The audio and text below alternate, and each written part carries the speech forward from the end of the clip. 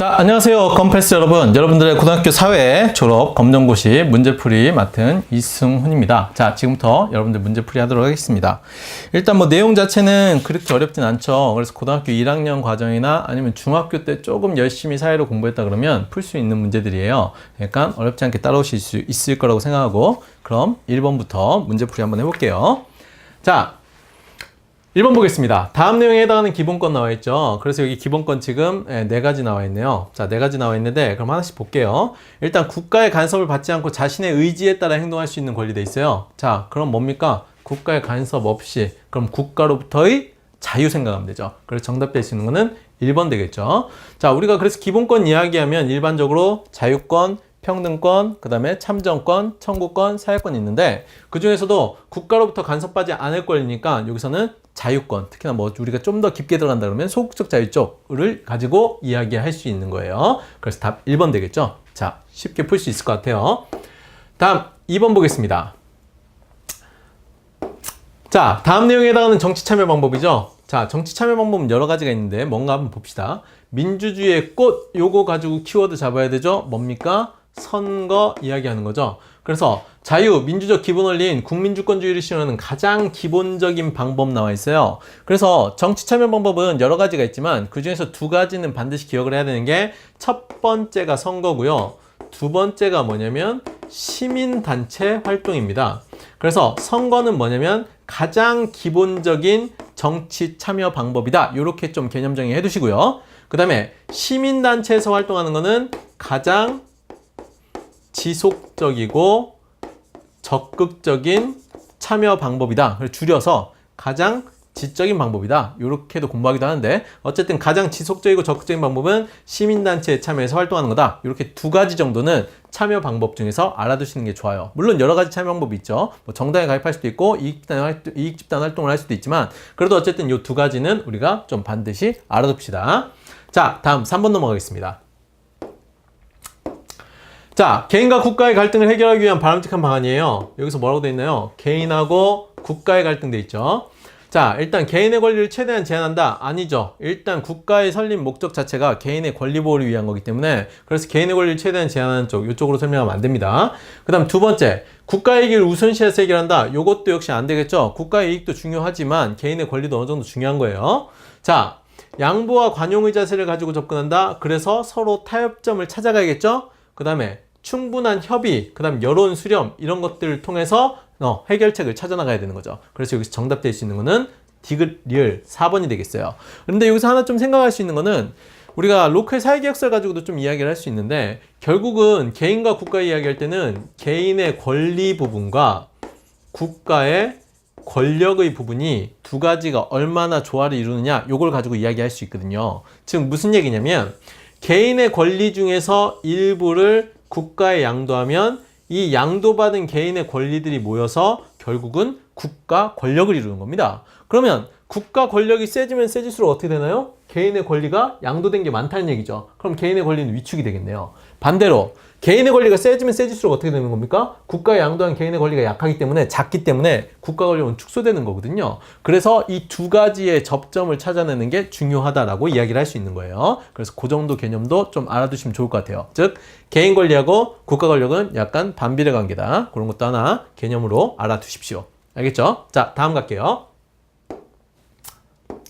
자, 4번입니다. 가치 판단에 해당하는 것을 보기 위해서 그런 것도 있어요. 그럼 가치 판단이라고 하면 뭐가 들어가야 되나요? 가치 판단은 옳고 그름에 대한 판단입니다. 그래서 이게 옳은 행위야 아니면 이게 옳지 않은 행위야 요걸 판단할 수 있어야 우리가 가치 판단이라고 이야기를 할 수 있는 거예요. 자, 독도는 대한민국 영토. 이거는 그냥 인가 아닌가 사실인지만 하면 되겠죠? 그럼 이건 가치 판단 안 되네요. 자, 어려운 친구는 도와줘야 한다. 요거 가치 판단이라고 얘기할 수 있죠. 왜? 힘든 친구 도와줄래 말래? 도와줘야지 라고 이야기할 수 있는 거니까 요거는 가치 판단으로 얘기할 수 있는 거. 자, 현대 대한민국의 수도는 서울이다. 이거는 그냥 사실이죠. 팩트이기 때문에 요거는 가치 판단이 아닙니다. 그리고 출산율을 상승시키는 것은 중요하다. 이거는 사람마다 중요하다고 생각하는 사람도 있고 중요하지 않다고 생각하는 사람도 있기 때문에 가치 판단에 해당이 되는 거죠. 그래서 정답 될 수 있는 거는 니을하고 리을. 그래서 우리가 항상 2가지 구분해야 되는데 뭐냐면 사실 판단이 있고 가치 판단이 있어요. 그럼 사실 판단 같은 경우는 그냥 있다 없다 있다 없다로 인지만 하면 되는 거고요. 가치 판단은 아까도 나중에 얘기할 수 있는데 당위 법칙, 즉 마땅히 그러하다 안 그러다 요걸 가지고 이야기할 수 있는 게 가치 판단입니다. 그래서 이렇게 두 가지 구분하시면 되겠네요. 자, 다음 문제 볼게요. 자, 5번 문제입니다. 5번 보시면 사회적 상호작용 나와 있죠. 그래서 사회적 상호작용 그러면 우리가 몇 가지 얘기합니까? 그게 세 가지 이야기하죠. 그래서 협동이 있고요. 그 다음에 경쟁이 있고요. 그 다음에 갈등이 있습니다. 자, 협동은 뭐예요? 하나의 목표를 향해서 서로 시너지 효과를 내면 그걸 우리가 협동이라고 하죠. 경쟁은 뭡니까? 하나의 목표를 가지고 서로 대립하는 경우, 그때는 우리가 경쟁이라고 이야기하죠. 근데 이 경쟁이 심화돼서 룰, 즉 규칙이 깨지는 경우가 있어요. 그래서 법에 어긋나는 행위를 하거나 아니면 좀 더 안 좋은 쪽으로 간다. 그랬을 때 우리가 이걸 뭐라고 얘기합니까? 갈등이라고 이야기를 하는 거예요. 그래서 이 세 가지 이 대표적인 사회적 상호작용의 유형입니다. 자, 근데 여기서 보면 그럼 경쟁과 갈등을 구분을 할 수가 있어야 되겠죠? 경쟁은 뭐가 있는 거예요? 규칙이 있는 거예요. 규칙이 있고 그 규칙의 범위 내에서 서로 먼저 목적을 달성하려고 하는 게 경쟁. 반면 갈등이라고 하는 거는 규칙이 깨진 상태죠. 그래서 이제는 힘이나 아니면 강제적인 물리적인 방법을 이용해서 자기가 먼저 목표를 성취하려고 하는 거, 아니면 서로 다른 이해관계 때문에 또는 서로 다른 가치관 때문에 생길 수 있는 게 갈등입니다. 물론 갈등도 긍정적 요소는 있어요. 긍정적 요소는 있는데 그거는 다음에 한번 기회가 되면 이야기를 드릴게요. 자, 일단 동일한 목표를 먼저 차지하기 위해서 노력하는 것. 그러니까 이거 뭡니까? 일단 포인트는 뭡니까? 먼저 차지하기 위해서죠. 그럼 이거 가지고 뭘 찾을 수 있어야 돼요? 경쟁 이야기할 수 있어야 되겠네요. 그래서 여기서 보면 시험에서 다른 사람보다 더 좋은 성적을 거두고자 열심히 공부하는 경우가 해당한다. 자, 합법적인 룰 안에서 먼저 차지하려고 하는 거죠. 그래서 이거는 경쟁 2번이 정답이 되는 겁니다. 다음 볼게요. 자, 6번 문제입니다. 지역 격차를 해소하기 위한 정책으로 알맞은 것은 지역 격차를 해소하는 거죠. 그러면 지역에서 어떻게 보면 부가 집중되어 있는 지역에서 오히려 부가 부족한 곳으로 뭔가 자원이나 물자를 날라야겠네요. 그죠? 그런 거 생각하면 되겠죠. 일단 독과점 지역이랑 관계가 없어요. 지역 경계랑 관계 있는 게 나와야 되는데 그게 없고, 여성 고용 할당제는 남녀랑 관계 있는 거니까 이것도 안 되죠. 뭐 이거 같은 경우는 뭡니까? 어떻게 보면 기업 쪽에서 이야기하는 거고, 요거는 남녀 성평등 관련해 가지고 이야기할 수 있는 거. 장애인 의무교육제 같은 경우는 사회적 약자랑 관련된 기 때문에 지역 격차랑 관련이 없어요. 공공기관의 지방 나왔죠? 그죠? 그럼 지역으로 이전하니까 어떻게 보면 공공기관이 중앙에 머물러 있는 것보다 지역에 이전함으로써 일자리 창출하고 그곳에 기반 서비스업이나 이런 것들을 만들 수 있다. 그래서 여기서 정답될 수 있는 거는 4번이 되겠죠. 이런 것도 문제 속에서 어떻게 보면 답 찾을 수 있는 겁니다. 알겠죠? 자, 다음 문제 볼게요. 자, 7번입니다. 7번 보시면 다음 내용에 해당하는 문화이해의 관점 나와 있어요. 자, 문화이해의 관점은 뭐가 있나요? 요것도 개념 정리 한번 해볼게요. 문화이해의 관점 보면 크게 두 가지가 있습니다. 두 가지가 있는데 문화 절대주의가 있고요. 다른 하나는 문화 상대주의가 있죠. 자, 문화 절대주의하고 상대주의 구분하는 방법 뭘 가지고 구분할까요? 그냥 쉽게 갑시다. 우열. 즉 문화 절대주의는 우열이 있다. 문화 상대주의는 우열이 없다라고 보는 겁니다. 그럼 요건 우열이 있죠? 요건 없죠? 그럼 가장 바람직한 문화이해 태도는 뭡니까? 당연히 문화 상대주의. 물론 극단적 문화 상대주의와 같이 인류의 보편 가치를 무시한 상대주의 같은 경우는 우리가 경계해야 될 필요는 있지만, 그거 이외에 문화 상대주의 입장에서 즉 저 나라는 저런 역사와 문화를 가지고 있었기 때문에 저런 문화가 나타날 수 있겠구나 인정하는 태도, 그럼 다양성 관용 쪽으로도 연결시킬 수가 있어요. 그래서 이게 가장 바람직한 이해 태도. 자, 그럼 여기서 문화 절대주의 있죠. 그럼 이건 우열을 가질 수 있다고 그랬죠. 그럼 우열 뭡니까? 둘 중에 하나죠. 내게 좋거나 남게 좋거나. 그죠? 그럼 내게 좋으면 우리가 뭐라고 합니까? 요거 자문화 중심주의라고 해요. 자문화 중심주의라고 하고, 남게 좋으면 뭡니까? 타문화 중심주의죠. 근데 타문화 중심주의는 타문화 중심주의라는 표현보다는 주로 뭘 쓰냐? 문화 사대주의라는 표현을 씁니다.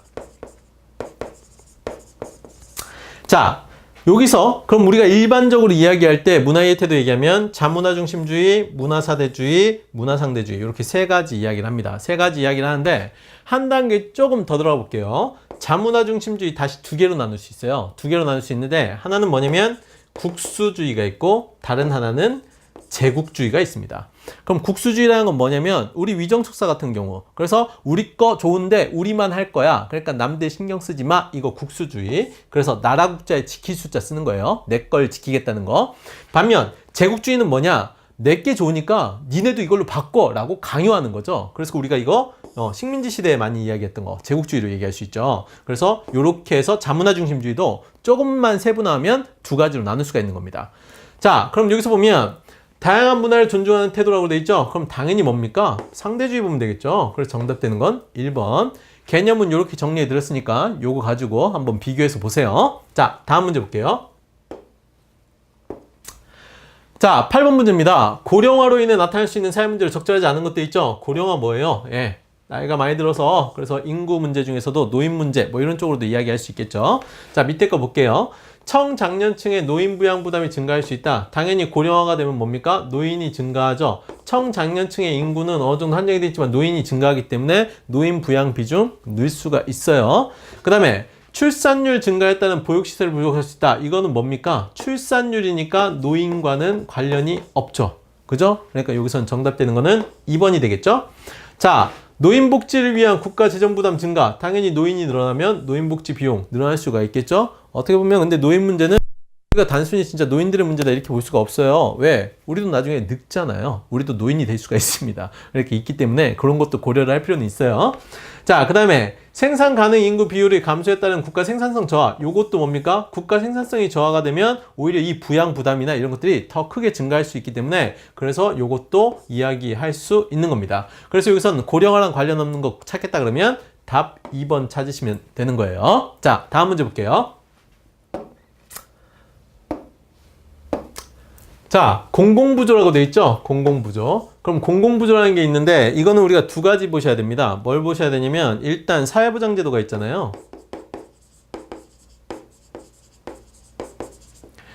자, 사회보장제도가 있는데 이 사회보장제도 같은 경우는 크게 두 가지로 나눌 수 있습니다. 뭐냐면 하나는 금전적인 부분이 지원이 되는 부분이 있고 다른 하나는 금전적인 부분에 지원이 안 되는 게 있어요. 그래서 이거는 우리가 사회보장 서비스에 해당하는 겁니다. 그래서 무슨 복지관에서 재활훈련 한다거나 아니면 복지관에서 직업훈련 같은 거 한다는 거 뭐 이런 것들이 여기에 해당하는데 그래서 이쪽 부분이 아니고요. 여기서는 금전적인 부분 이걸 봐야 돼요. 이 금전적인 부분은 다시 두 가지로 나누는데 하나는 뭐냐면 사회보험이 있죠. 사회보험이 있고 다른 하나가 바로 공공부조에 해당하는 겁니다. 그럼 사회보험 같은 경우는 뭔가요? 이거는 개인과 국가 또는 개인과 국가나 기업이 같이 해서 부담을 하는 거예요. 부담을 하는 거고 그 다음에 공공부조 같은 경우는 개인이 그런 능력이 아예 없는 사람을 대상으로 해서 국가가 전액 보조를 하는 겁니다. 자, 그럼 여기 딱 보면 아시겠죠? 국가가 전액 보장하는 거. 당연히 기초생활보장제도 요게 정답이 되겠죠. 나머지 이건 국민연금 4대 보험에 들어가잖아요. 그죠? 보험에 들어가고 그래서 요거까지 해서 이거 다 4대 보험에 들어가는 것들이죠. 그래서 보험 들어가 있으니까 요거는 사회보험 쪽으로 보시면 되는 거예요. 그러니까 여기선 4번 가지고 답을 찾을 수가 있겠네요.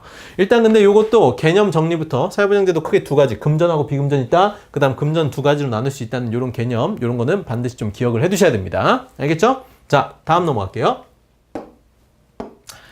자, 10번입니다. 다음 밑줄친 근로 3권에 해당하지 않는 거 돼 있어요. 근로 3권이라고 나와 있죠. 근로 3권은 뭐냐면 사회적 약자인 근로자, 즉 노동자의 기본권을 보호하기 위해서 나온 게 그게 노동 3권 또는 근로 3권이라고 이야기를 하는 겁니다. 자, 이 근로 3권 뭐 있나요? 첫 번째는 노조를 만들 수 있다. 이게 뭐죠? 단결권이죠.